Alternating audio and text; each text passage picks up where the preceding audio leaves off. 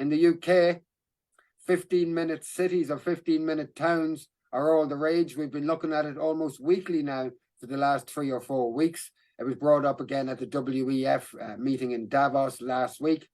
Ireland has started to talk about introducing it in Dublin. We have looked at the project in Oxfordshire in the past in the UK, and although they tried to present it as a friendly kind of thing, in reality, it appears that certain roadways will have not blockades on them, but will have machinery to be able to monitor who drives through it. And the whole idea is that people will have to get permissions to drive X amount of times outside of this area. And if you don't have permission and you drive through and your number plate is taken, you'll be fined.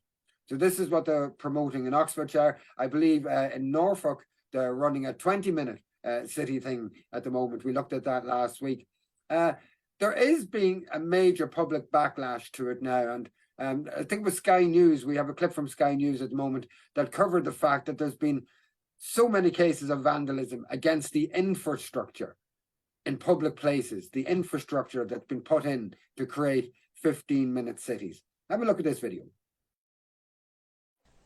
In the dead of night, a hooded figure removes a base plate for a bollard, then pours cement into the hole. The aim, to make it hard to install a new one. This footage, obtained exclusively by ITV Meridian, is one of hundreds of incidents of vandalism in Oxford's local traffic neighbourhoods. Those removing the barriers often don't even wait for the cover of night. Now, new figures show just how much this kind of activity is costing. Delivery drivers, some filmed flouting the rules. Condone it, but I can understand it because they're not listening to us, and that's where the anger's coming in. You know, that and people being stuck in traffic.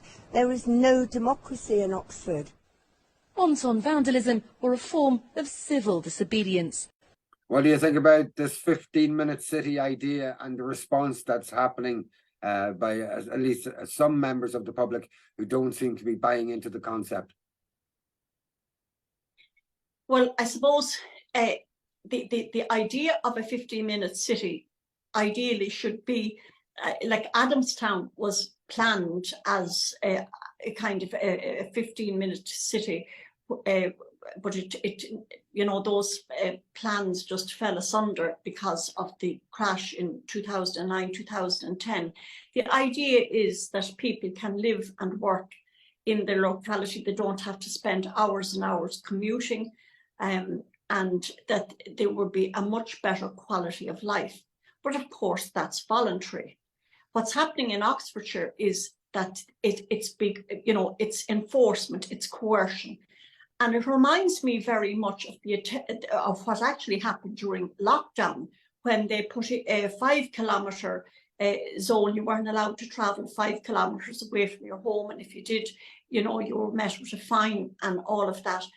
And, you know, I'm just throwing the question out there, and I hope nobody is going to label me as a right-wing conspiracy theorist, but I'm just throwing this out, this idea out, that perhaps the state, working with agents outside of the state, used lockdown and this idea of, you know, the 5K as a precursor to what the plan they have, you know, down the road to actually control the movements of population more. You know, we're moving more and more and more towards